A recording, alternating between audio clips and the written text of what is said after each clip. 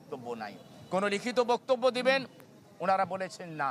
কোনো সাফাই সাক্ষী দেবেন, ওনারা বলেছেন না।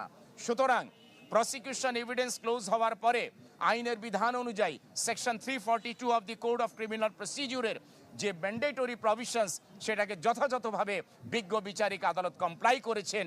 আসামি সেটাকে সুযোগ না নেয় পরবর্তীতে বিজ্ঞ বিচারিক আদালত আর্গুমেন্ট এবং আর্গুমেন্টের পরবর্তীতে আজকে রায় প্রদান করেছেন। আমরা একটু সরাসরি সম্প্রচারে আছি, যদি রায়টা আবার একটু বলে দিতেন সংক্ষেপে। ধন্যবাদ।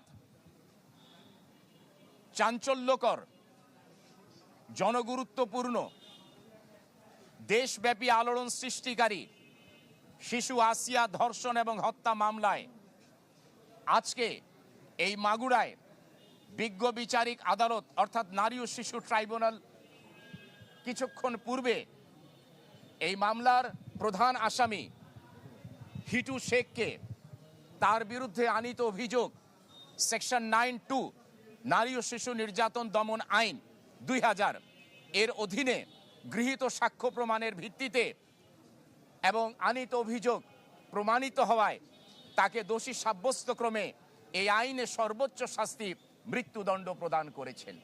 এবং অপরাপর আসামিদের বিরুদ্ধে যাদের কিনা পেনাল কোডের সেকশন 201 এবং 506 এর অধীনে চার্জ গঠন করা হয়েছিল, তাদেরকে মামলার দায় থেকে খালাস প্রদান করেছে।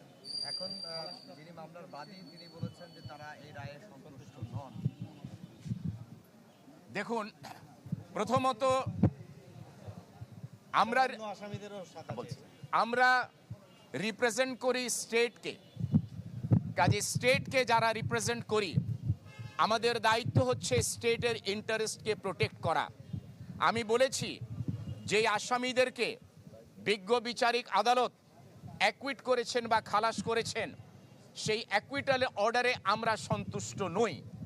আমরা সেই রায়ের কপি সংগ্রহ করে সেটাকে পর্যালোচনা করে সংশ্লিষ্ট কর্তৃপক্ষের মাধ্যমে যথা নিয়মে এবং সংশ্লিষ্ট কর্তৃপক্ষ কর্তৃক উপদিষ্ট হলে বা ইনস্ট্রাক্টেড হলে উচ্চ আদালতে আপিল দায়ের করার সুযোগ রয়েছে। ধন্যবাদ। কথা বলছিলেন আপনাদের সকলকেই ধন্যবাদ।